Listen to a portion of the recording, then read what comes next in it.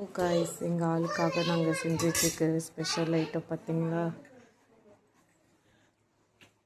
வடை. நான் தான் செஞ்சது. பக்கத்தில் என்ன இருக்கு முகில் சொல்லு, பக்கத்தில் என்ன இருக்கு? வடை கடையில் வாங்கிட்டு வந்தது.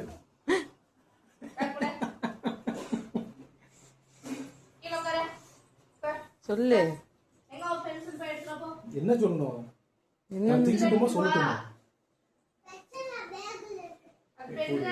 வணக்கம் பாத்தியா?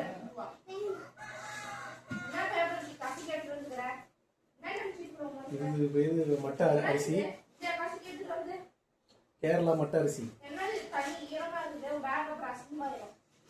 தின்னு விட்டு நல்லா இருக்கா இல்லை சொல்லு.